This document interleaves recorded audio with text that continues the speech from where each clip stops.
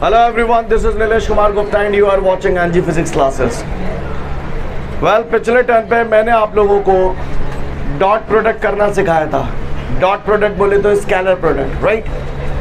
और scalar product के कुछ एक फीचर्स भी बताए थे मैंने आपको, अगर आपको याद हो तो. Features of the dot product. Dot product जो था वो डिस्ट्रीब्यूटिव लॉ को फॉलो करता था, कम्यूटेटिव लॉ को फॉलो करता था.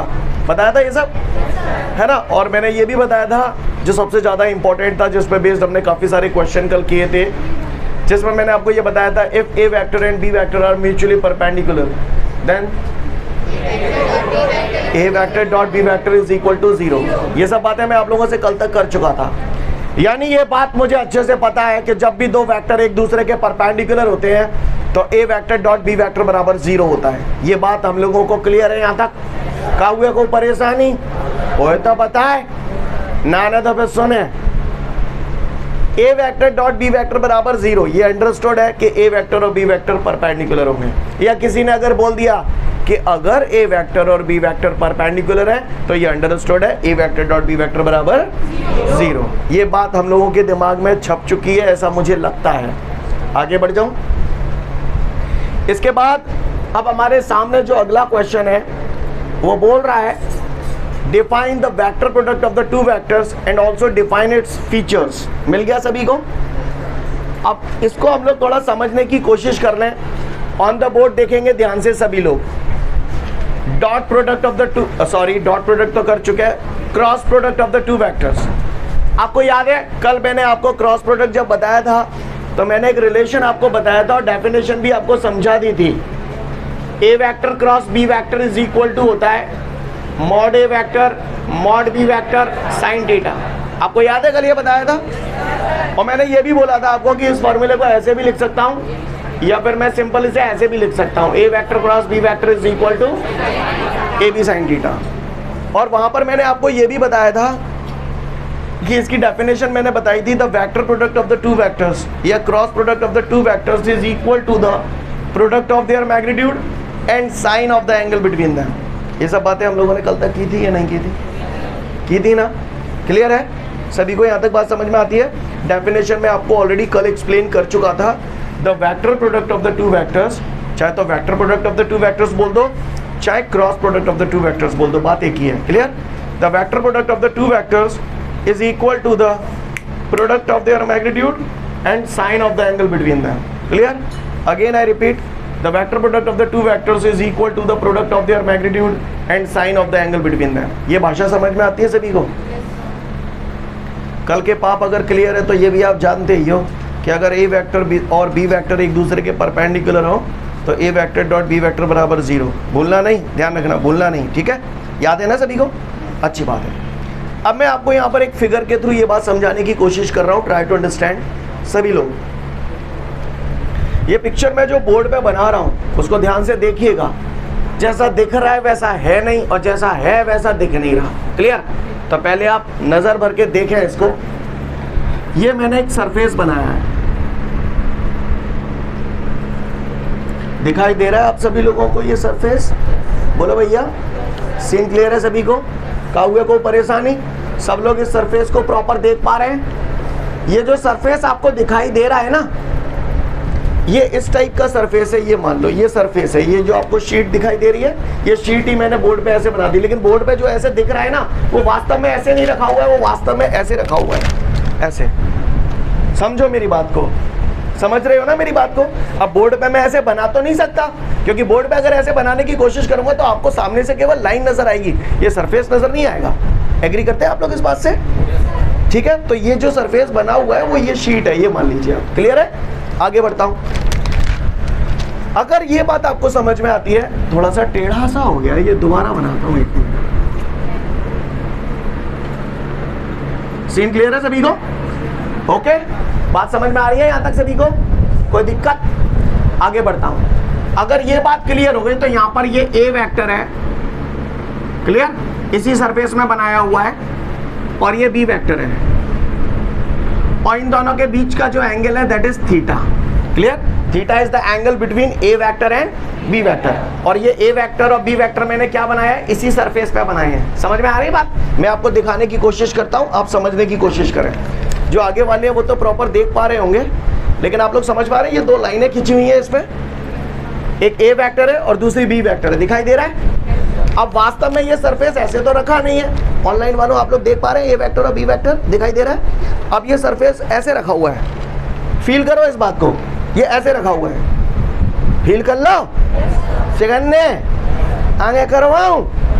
ठीक है, करवा रहा हूं। यहाँ तक सीन क्लियर है?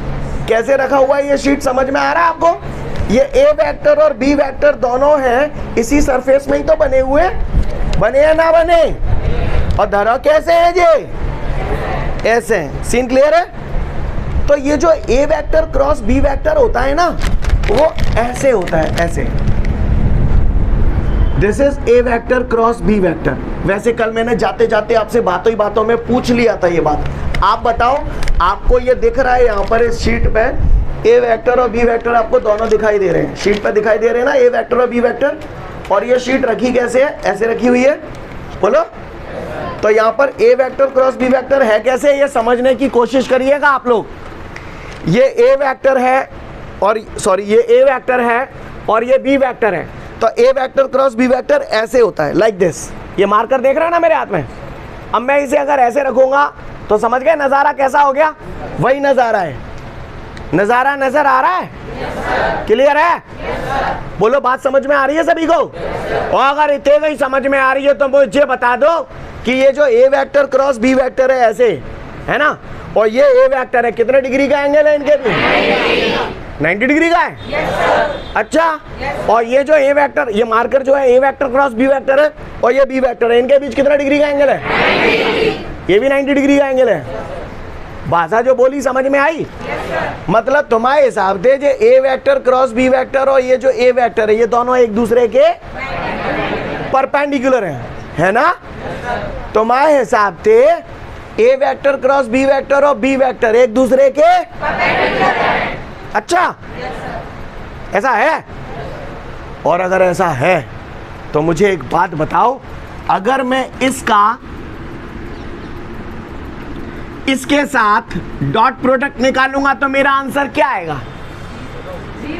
जीरो आएगा, क्योंकि मैंने बताया था अगर दो वेक्टर एक दूसरे के परपेंडिकुलर होते हैं तो ए वेक्टर डॉट बी वेक्टर बराबर 0 होता है। बताया था ना? मुझे दिख रहा है ए क्रॉस बी और ए वेक्टर एक दूसरे के परपेंडिकुलर है, तो जाको मतलब ये तो बराबर 0 आना चाहिए। आना चाहिए नहीं आना चाहिए? और अगर मैं ये बोलूं तो ये आना चाहिए का 0? जीव आना चाहिए? आना चाहिए? बोलो। तो सवाल बताएंगे कैसे 0 आ गो। क्लियर? ठीक है, बात समझ में आ गई ना? अभी थोड़ी देर बाद प्रूफ करूंगा इस बात को, तब समझ जाना। क्लियर? यहाँ पर मुझे साफ दिखाई दे रहा है कि A vector cross B vector A vector के भी परपेंडिकुलर है और बी वेक्टर के भी परपेंडिकुलर है, इसलिए इसका अगर मैं डॉट प्रोडक्ट निकालूंगा या इसका निकालूंगा तो ये बराबर किसके आएगा? 0 के। ये बात आप सभी लोगों को समझ में आ गई है? बढ़ जाऊं आगे? अच्छी बात है। अगर ये बात आपको क्लियर है तो आगे की बात पे आता हूँ। डेफिनेशन तो समझ गए ना वेक्टर प्रोडक्ट की? The vector product of the two vectors is equal to the product of their magnitude and sine of the angle between them. आगे बढ़ो। अब बात आती है features of the dot product, sorry features of the cross product. Cross product के features की बात कर रहा है, फीचर्स। तो फीचर्स की अगर मैं बात करूं तो यहीं कर लेता हूं, गौर से देखिएगा। जो क्रॉस प्रोडक्ट होते हैं, आपने कल पढ़ा था dot product obey the commutative law, तो वहां पर ए डॉट बी बराबर बी डॉट ए होता था। लेकिन अगर क्रॉस प्रोडक्ट में आप A vector cross B vector निकालेंगे तो ये B vector cross A vector के बराबर नहीं होता है। It does not obey the commutative law, it does not obey the commutative law. Vector product जो होता है वो कम्यूटेटिव लॉ को फॉलो नहीं करता। मैं इसे प्रूव करता हूँ, देखिएगा ध्यान से, समझने की कोशिश करना आप लोग। कल को अगर कल परसों को लक्षणते पढ़ के आए होगे तो तुम्हें ये पता होगा। बताइए ना, देखें कौन सा बतावेगा मुंह पे। आई कैप क्रॉस जे कैप बराबर क्या होता है? के कैप होता है। मानते हो? जे कैप क्रॉस आई कैप बराबर क्या होता है? क्लियर है? तो आप गौर से देखिए, आई क्रॉस जे बराबर आई क्रॉस जे बराबर के कैप। क्लियर? के कैप है अब गौर से देखिए, ये के कैप है, इस माइनस को इधर ले आऊंगा तो इसको क्या लिखूंगा, माइनस का जे कैप क्रॉस आई कैप। कहानी समझ में आ रही है, बात समझ में आ रही है, क्लियर है, कोई दिक्कत? तो आप गौर से देखिए, आई क्रॉस जे बराबर किसके है, माइनस का जे क्रॉस आई। जबकि कायदा अगर कम्यूटेटिव लॉ को फॉलो करता तो क्या होना चाहिए था, ये आई क्रॉस जे बराबर जे क्रॉस आई, माइनस नहीं आना चाहिए था, लेकिन माइनस आ रहा है, तो इसका मतलब क्या हुआ, ये कम्यूटेटिव लॉ को फॉलो नहीं कर रहा है। भाषा समझ में आ रही है आप सभी लोगों को मेरी? आगे बढ़ जाऊं, क्लियर है? दूसरी बात, दूसरा फीचर जो होता है कि भैया क्रॉस प्रोडक्ट जो होता है वो डिस्ट्रीब्यूटिव लॉ को फॉलो करता है। जैसा कि अपन लोगों ने कल देखा था, A vector cross B vector plus C vector बराबर होता है A vector cross B vector plus A vector cross C vector. इसको भी अगर आप लोग प्रूव करना चाहें तो जैसे कल मैंने करवाया था ना, वैसे प्रूव कर सकते हैं। सीन क्लियर है? तीसरा जो सबसे ज़्यादा इंपॉर्टेंट है और जिस पे बेस्ड क्वेश्चन आते हैं, अगर दो वेक्टर एक दूसरे के पैरेलल होते हैं, अगर दो वेक्टर एक दूसरे के पैरेलल होते हैं तो ए वेक्टर क्रॉस बी वेक्टर बराबर होता है 0।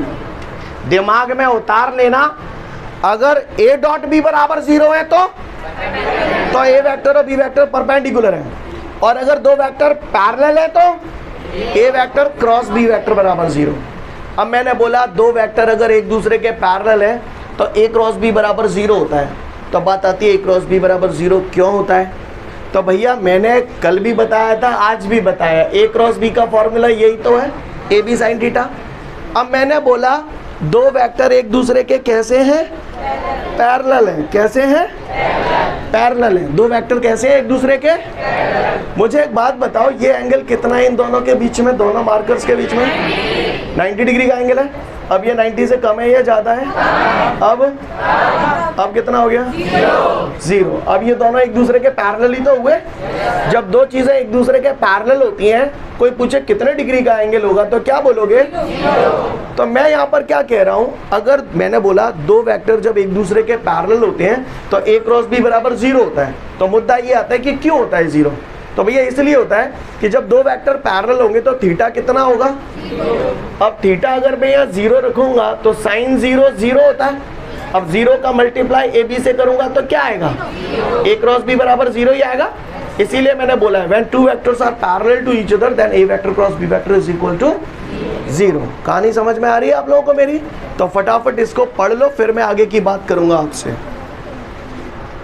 इसके बाद हमारे सामने जो अगला क्वेश्चन है, एक न्यूमेरिकल दे रहा है, उसमें कह रहा है if A vector is equal to I cap minus J cap plus 2k cap, right, and B vector is equal to 3i cap plus 2j cap minus k cap, then calculate number 1 A vector dot B vector. सबसे पहले हमें A vector dot B vector calculate करना है।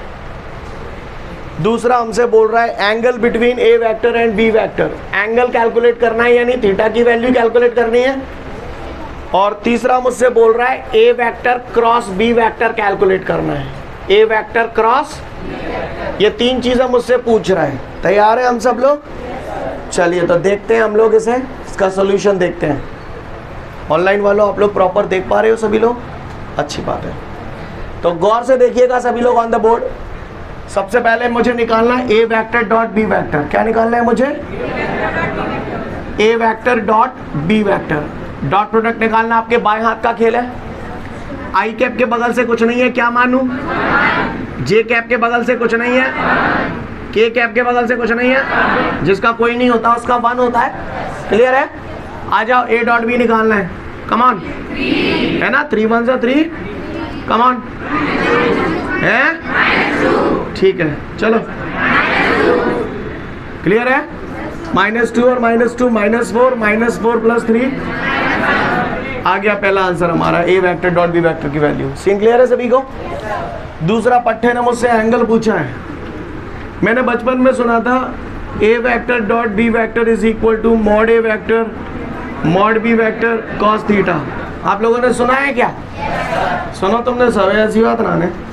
ए dot B तो और का तो हवाल बताएंगे, A dot B A dot B कितना है, डायरेक्ट लिख दूं -1, बुरा तो नहीं लगेगा, नहीं लगेगा, ठीक है, -1। मॉड निकालना आपके बाएं हाथ का खेल है, कभी नहीं खेला आपने आज तक? मॉड निकाले कि नहीं निकाले? जाको मॉड निकालना हो तो अंडर रूट क्या 1 का स्क्वायर -1 का स्क्वायर, कम ऑन, शाबाश, ये मॉड ए वेक्टर हो गया, मॉड बी वेक्टर, हाँ समझ गए? एक दूसरे की आड़ में मत खेलो, सुर से सुर लगा देते हैं जो ही, पता होता ना, यहाँ तक क्लियर है सभी को? कहा बच्चे को? cos थीटा, आगे बढ़ू, -1 is equal to under root 1 का स्क्वायर 1, -1 का स्क्वायर 1, +2 का स्क्वायर 4, सीन क्लियर है? अंडर रूट 3 का स्क्वायर 2 का -1 का cos थीटा, सीन क्लियर है? -1 is equal to under root 6 under root 14 cos theta, 14 6 से 84, टेबल आता है 14 का, कहाँ तक आते हैं टेबल? ओह माय गॉड, 15 तक आते हैं, कितनी मेहनत की होगी ना आप लोगों ने। लिसन एवरीवन, तो ये -1 लिसन 14 6 से 84, तो ये अंडर रूट में 84 नीचे ले आओ डिनोमिनेटर में, बोलो, बोलते क्यों नहीं हो, क्या हो जाता है तुम्हें? सीन क्लियर है यहाँ तक सभी को? काहुए को परेशानी? ये आया हमारा, मुझे थीटा चाहिए, थीटा, पर मेरे पास आओगे cos थीटा बराबर -1 अपॉन अंडर रूट 84, cos को इधर ले आऊंगा तो थीटा बराबर क्या हो जाएगा, cos inverse -1 upon under root 84, scene clear है भैया? बोलो, कहीं ये इनवर्स फिनवर्स देख के मोहतो ना भी देखो तुम आओ, आई पहली बार देख रहे हो का? मैथमेटिक्स में तो देख चुके होगे कहीं पे, हैं? चलू आगे फिर, को ऐसा तो ना था, दिक्कत है रही हो तो भाई बोल दे, मूड में पी रही है रही कोई बात नहीं, कोई बात नहीं, यहाँ तक समझ में आया? तो थोड़ा सा मैं लिख लेता हूँ इसको, cos theta is equal to, look everyone, cos theta is equal to -1 upon under root 84। भाई आपका मैथ्स है या बायो है? मैथ्स, हायर मैथमेटिक्स है ना, क्लियर? ओके, अच्छी बात है, कोई बात नहीं, तो आगे बढ़ते हैं, गौर से देखिएगा आप लोग। थीटा इज इक्वल टू किसी भी चीज को नीचे से ऊपर ले जाते हैं तो पावर का साइन चेंज हो जाता है, ऐसा सुना है मैंने, सही सुना है? आपने सुना है? वाओ, ये cos जल्दी नीचे आ जाओ और नीचे के बाद जब ऊपर ले जाओ तो cos पे पावर कितने आ जाएगी, -1। अब क्लियर है मेरे भाई? बोल भैया, अड़ जाऊं कि जड़ जाऊं? सीन क्लियर है? आगे बढ़ते हैं, क्या क्या निकाल दिया हमने? एंगल निकाल दिया, ए वेक्टर डॉट बी वेक्टर निकाल दिया, निकाल दिया, अब क्या निकालना है? A vector cross B vector, तैयार है? चलो आओ, ध्यान से देखना, यहाँ पर कुछ बताना चाहता हूँ, पहले देख ले फिर उसके बाद बताऊंगा, गौर फरमाइएगा। मैंने सुना है क्रॉस प्रोडक्ट निकालना आपके बाएं हाथ का खेल है, A vector cross B vector is equal to, हाँ भैया, पहले इन दोनों ने दुबकाए लेते, सीक्वेंस कैसे चलता है, प्लस माइनस प्लस, ऐसे बताया था ना, ये पागलपंती टाइप की चीजें बताई थी, जैसे दुबकाए लेते हैं, जहाँ में कॉमन का है आई कैप, तो ये हो गया आई कैप, क्लियर? फिर अपन क्या करते थे, क्रॉस मल्टीप्लाई करते थे, है ना, क्रॉस मल्टीप्लाई करते थे ना, तो -1 को -1 से करेंगे +1, और फिर ये फॉर्मूले का माइनस आता था, जाको 4, सीन क्लियर है सबने? कागुए को परेशानी? ये तो आई कैप आएगा, प्लस को प्लस के बाद माइनस, जिन दो ने दुबकावेंगे तो कॉमन का है जे कैप, आप महान हैं, ये जे कैप आ गया। आगे देखते हैं, इसको मैंने दुबकाया तो इसका इससे मल्टीप्लाई करेंगे, 1 का -1 से करेंगे तो -1, फिर फॉर्मूले का माइनस, जाका जाते 6, सीन क्लियर है सबको? अच्छी बात है। अब बताओ क्या लिखूं, आप ही बता दो। जाए दुबकांगो के कैप पांगो। चलो भैया इसको दुबका लिया 2 माइनस, आप महान हैं, आप धन्य बच्चे हैं। यहां तक बात समझ में आ रही है सभी को? आगे बढ़ जाऊं? अगर इतनी कहानी आपको क्लियर है तो ये हो गया लाला रे। 1 माइनस 4 माइनस 3 का आई कैप से करूंगा, माइनस 1 माइनस 6 माइनस 7 का माइनस जे से करूंगा, 2 माइनस माइनस प्लस हो जाएंगे, 2 प्लस 3 5 का के से करूंगा। सीन क्लियर है? ये हमारे तीनों आंसर आ चुके हैं। उम्मीद करता हूं आप लोग समझ चुके हैं। समझ चुके हैं ना? समझ चुके?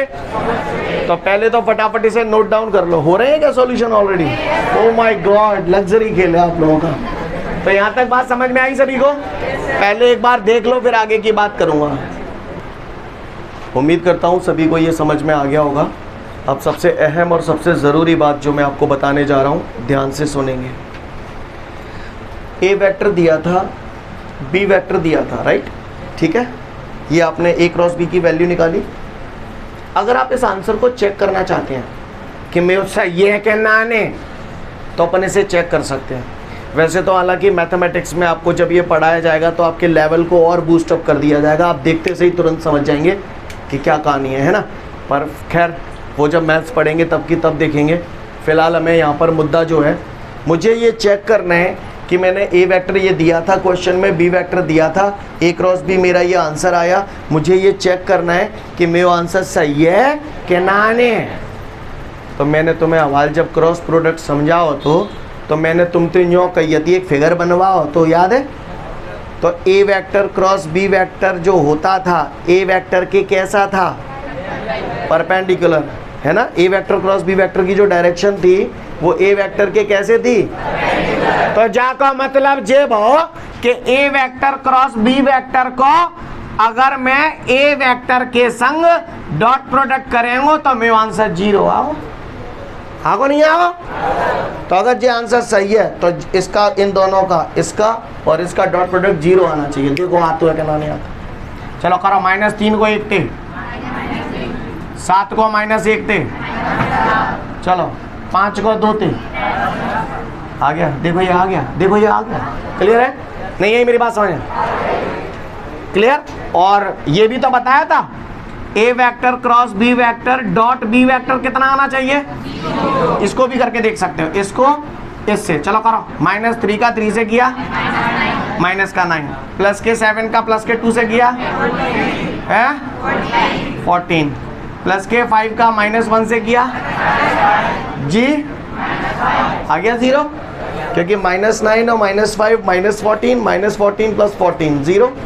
नहीं आई बात ही समझ में नहीं आई। ये बात अपने दिमाग में उतार लो कि A vector cross B vector की जो डायरेक्शन होती है वो हमेशा ए वेक्टर के भी परपेंडिकुलर होती है,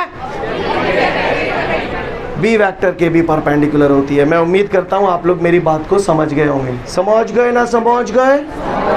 समझ गए। आगे बढ़ जाऊं, इसे मिटा दूं। इसके बाद हमारे सामने अगला क्वेश्चन है, explain the resolution of vector in a plane. यही है? नहीं नहीं नहीं, अभी एक और क्वेश्चन है, prove that A vector is equal to I cap minus 3j cap plus 7k cap. लिख लेता हूं मैं, एक सेकेंड।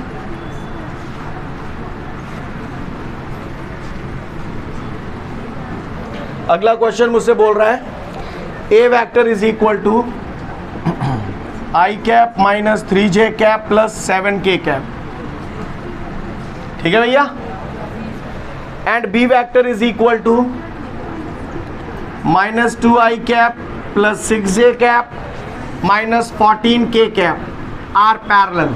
कह रहा है इस बात को प्रूव करके बता दो कि ये दोनों एक दूसरे के पैरेलल है, ये दोनों एक दूसरे के।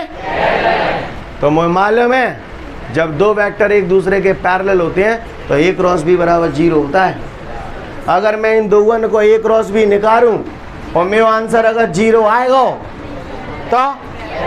तो पैरेलल आते हैं, और अगर 0 आएगा तो नाने वाला कौन सा रैपटे के मारे मैंने वही बोली है, 0 आता है तो पैरेलल, हाँ, और अगर 0 आते हैं तो आते हैं, और 0 ना आने तो पैरेलल। कान खोल के रखो, हाँ, मैं कब बातों से फिर जाऊं कोई भरोसा नहीं है, इसलिए बिल्कुल दिमाग के पट खुले रहने चाहिए। हाँ, तो मोते यूँ कह रहा है कि मैं जब प्रूव करके बताऊं कि जो तो एक दूसरे के पैरेलल है, तो मैं कहाँ निकालने की कोशिश करूं, A क्रॉस B, अगर 0 आ जाएगा तो, हाँ, और अगर 0 आ जाएगा तो, हाँ ठीक है, भाई तो फंसोगे नहीं, सवाल फंसाओ, चिंता मत करो। तो ये A क्रॉस B निकालने की कोशिश कर रहा हूँ, ट्राई टू अंडरस्टैंड। अब जब मैं ही कराऊँ वैसे, A क्रॉस B काय जाको कौन आने 1, क्लियर। पहले जाइए तो काय लाऊं, क्या मिलेगा, हाँ, जो दोनों में कॉमन है वही है ना, आई के।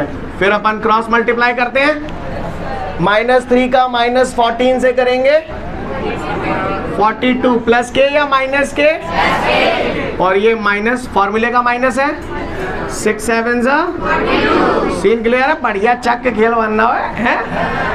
आई कैप, अब जाके बाद जाए दुबकाऊं का आ जाएगा माइनस का जे कैप, सीन क्लियर है ना, समझ तो पा रहे हैं। चुन चुन के जलील करूं कि भीड़ भड़क ही तो पूछ लाऊं, जे कैप मैंने दुबकाए लाओ तो 1 का -14 से करूंगा, -14, फिर फॉर्मूले का माइनस है, -2 का 7 से करूंगा, सीन क्लियर है।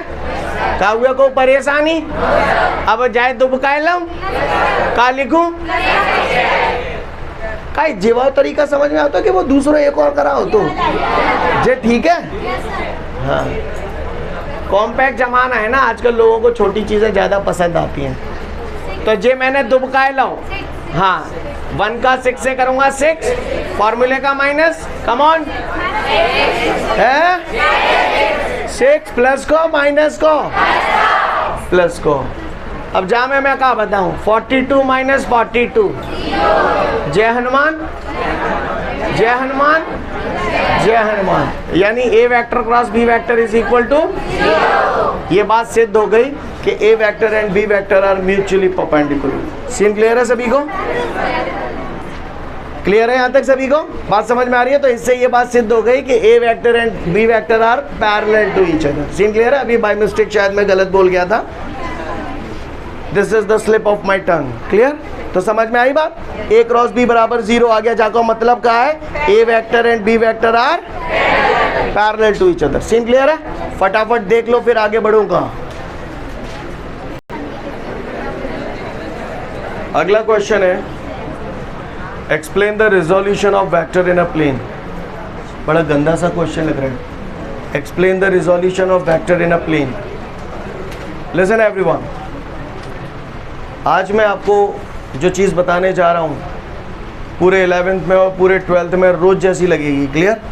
तो आपको बिल्कुल, मैं तो रटवा रहा हूँ, उसको घोंट के पी जाना बिल्कुल, ठीक है।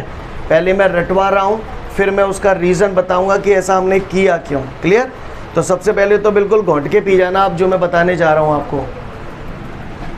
देखो भैया, कुत्ता किसी ऑब्जेक्ट को इधर खींच रहा है, ये सब चीज़ें मैं सिखा चुका हूँ आपको पहले।